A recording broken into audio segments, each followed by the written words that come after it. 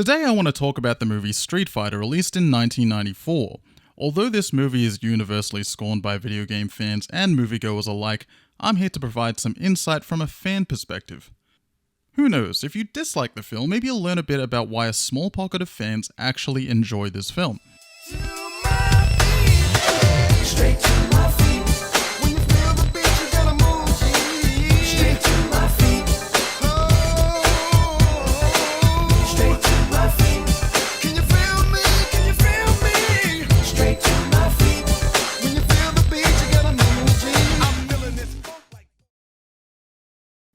Back in 1991, Capcom would release probably one of its most important game titles, Street Fighter II.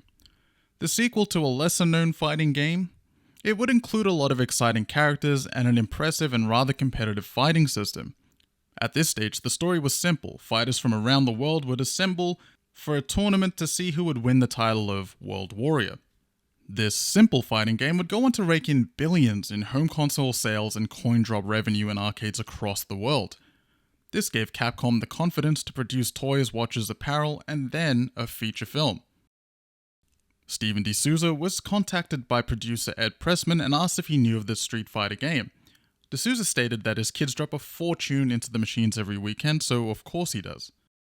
He was then invited to pitch a script given 48 hours notice, where he had one stipulation, that if Capcom used his script, he would also be allowed to direct the movie. Steven D'Souza had a strong catalogue of film and television writing. A small selection of his work include writing 48 Hours, Commando, The Running Man, and the first two Die Hard films. He also had some experience in directing with feature film Arnold's Wrecking Co. and an episode of Tales from the Crypt. Capcom provided D'Souza with an information package on the game, with some interesting materials that included a bison lair that was rather large and felt almost Bond villain-esque. This would inspire D'Souza to think beyond a simple tournament, with present-day events, such as the Gulf War, used as influence to elevate the stakes in the film, turning Shadaloo, a fictional country in the movie, into a war zone, thus making Bison the general of his own army. Capcom was interested in pursuing this type of story, so they were happy to go ahead, but as they were financing the entire project, they had control over many decisions in the film. For instance, Capcom wanted a PG-13 rating to include all characters from the game, including the new characters featured in Super Street Fighter, as well as big Hollywood stars for the main roles of Bison and Guile. The initial budget was apparently around $25 million, and for this amount they would not be able to engage with major Hollywood action stars that Capcom had in their sights. Big names like Sly and Arnie, to be specific. Both actors were earning around $15 million each in their roles at the time. Van Damme was the biggest name they could afford, but don't get it twisted, they were interested. Capcom executives were warned of an American actor having a French accent, but they weren't aware that he had an accent due to his movies being dubbed in Japan. The accent was explained in the script as Guile being from Louisiana, but this was cut from the finished film. Stephen Lang was considered for the role of Bison, but he wasn't a big name at the time. In the end, they managed to get Raul Julia, whose kids were avid fans of Street Fighter. With Guile and Bison sorted, approximately $10 million of their initial $25 million budget was allocated. Then came the issue of casting the rest of the characters. Was it better to risk hiring fighters who might be able to act, or better to hire lesser-known actors who they can then train to fight? In the end, they opted for the latter, filling the cast with many lesser-known actors like Jay Tavar, Byron Mann, Damien Chapa, and Ming-Na Wen. Wes Studi had appeared in some major films at this stage, and Kylie Minogue was absolutely massive in Australia at this point. The cast were trained extensively by renowned kickboxer Benny the Jet Urquidez, known for having a rather impressive 49-1-1 kickboxing record. It is said that he has pioneered full contact fighting in the US. Aside from that, he had had two iconic fights with Jackie Chan.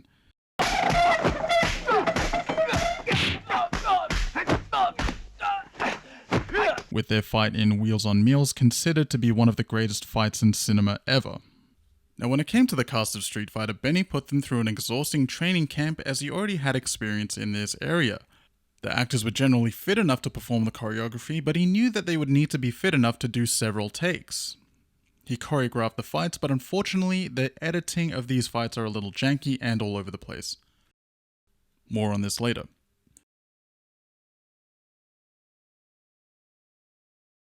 The plan was to film extensively in Thailand and then Australia. However, the sound stages and sets they had access to in Thailand weren't suitable.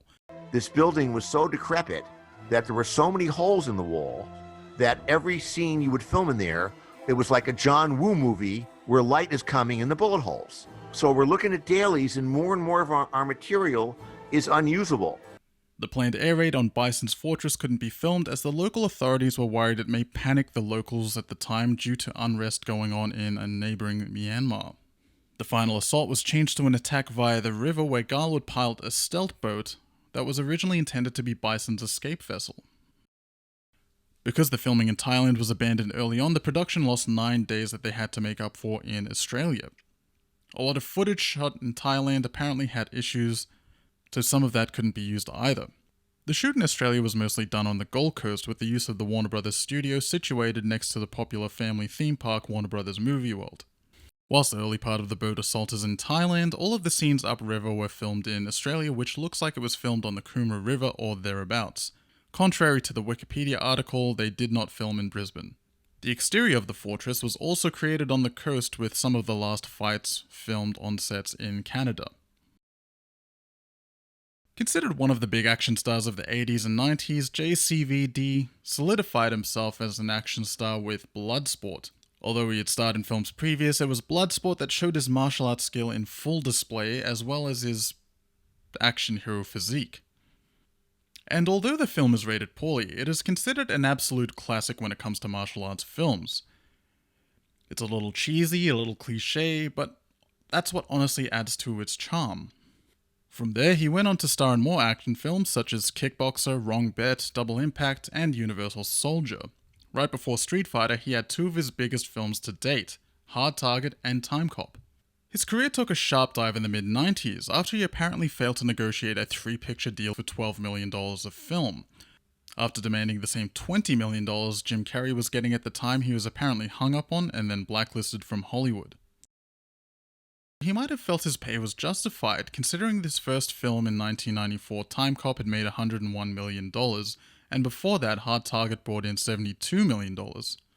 Street Fighter brought in just under $100 million at the box office globally, and apparently still brings in a healthy sum to Capcom every year in television and streaming deals. In his later years, Jean-Claude has continued to work and tends not to take himself so seriously these days.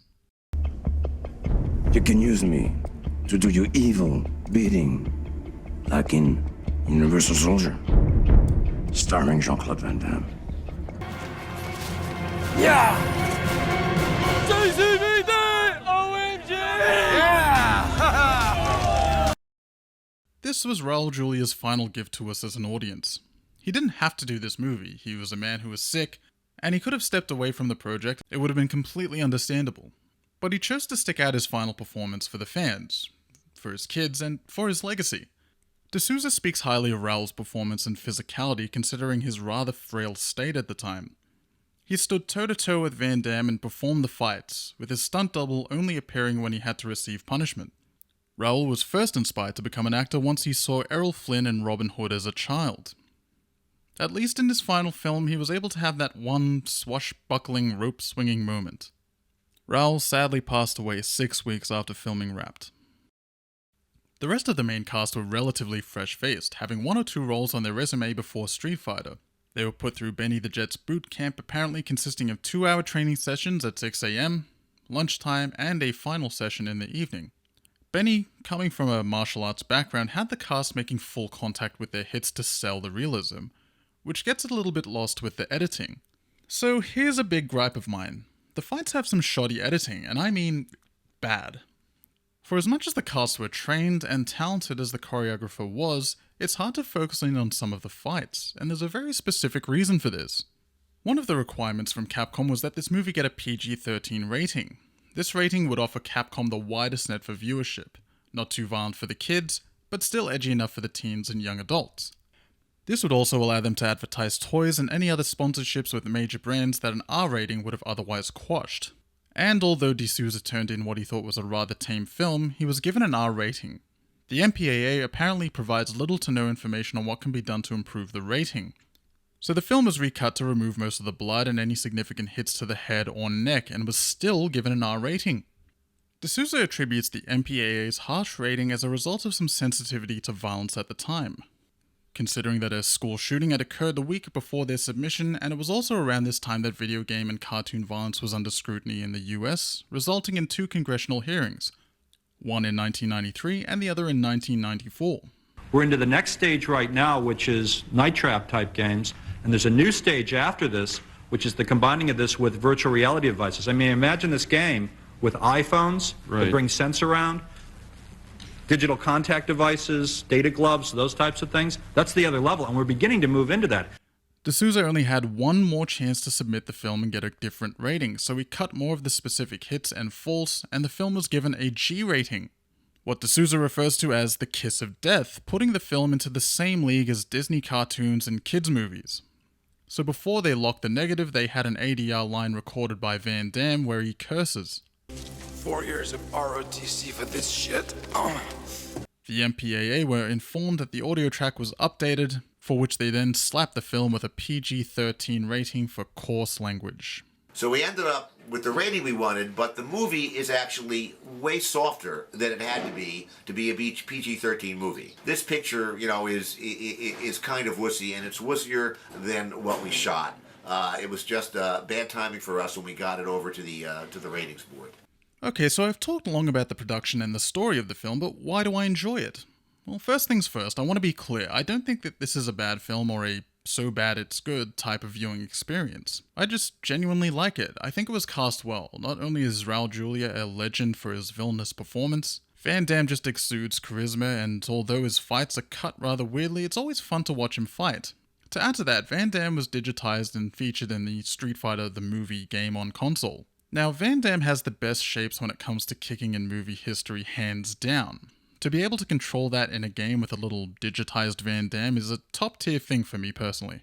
Aside from the performances, the script is done in a great way, peppering comedy into a rather action-centric film. Quick, change the channel. I've always felt the moments like Giles and Bison's speeches were powerful. Bison's lines were written so well, they could only be elevated by a performer like Raul Julia. Like, this here has to be one of my favorite lines from any villain ever. I think the food court should be larger. All the big franchises will want in. Like, it appears a surface level discussion, but is genuinely convinced that his dictatorial ways are good and just. In his dream plaza of Bisonopolis consists of a scenario where major food franchises are fighting over his spot in his food court. Now, I'm not just saying that to explain the joke, but it kind of lends this idea to his character that believes he's in the right. He doesn't think he's doing the wrong thing. He doesn't think he's evil. Not for power, not for evil, but for good. When you think of how many characters D'Souza had to include in this film, I think he did a rather commendable job of balancing their inclusion plus making them memorable in some way. I mean, every character in the game is at least some person's favorite. A lot of connecting threads were left on the cutting room floor, which made it even harder to give each character their own moment. Captain Sawada pretty much only has the Godzilla parody scene. And it took me 30 years to realize Dhalsim, reappearing at the end completely bald, was a result of a chemical spill earlier in the film. I originally thought that he just shaved his head during the final rescue. Any connecting scenes of his hair falling out were cut from the final film. D'Souza's writing also helped explain the costumes away, most notably Chun-Li's outfit, and I guess there wasn't really a practical way to explain Cammy's game outfit. When it comes to the general storyline, I think that a tournament-style movie would have been ill-suited. There were no shortage of tournament films by the time the mid-90s hit, so making yet another tournament film about who will become the World Warrior, I think would have been just boring. We already had Bloodsport, Kickboxer, Best of the Best, The Karate Kid, we didn't need another. It's also one of those rare instances where I think that the film needs to differ or at least expand on such a basic game story when producing a cinematic adaptation. Having said that, the film managed to achieve a lot, considering its rather small budget, massive central cast, and how much it was butchered to fit a PG-13 rating. At the end of the day, I'm entertained. That's it really. When people read stories about how this film makes money still, I am one of those people contributing. Does any of this mean that you should change your opinion of the film? Of course not. But this is just the opinion of a fan. If you dislike, nay, even hate this movie, that's cool. I don't think you're wrong. I understand that such a devoted fan base had a very high expectation for the film. I mean, I certainly do for other game properties. For those fans still waiting for a true Street Fighter adaptation, the recent Mortal Kombat movie proves that a tournament-style fighting game can be done right, with a cast of fighters and a good use of comedy. Ah, laser beam! It's better than fireballs, you pussy! But if video game adaptations can learn the mistakes of the past, maybe the ultimate Street Fighter film adaptation won't be too far away either. That's gonna be it for this one. If you made it all the way through this, then I thank you a lot. I do appreciate it. Take care of yourself, and I will catch you next time.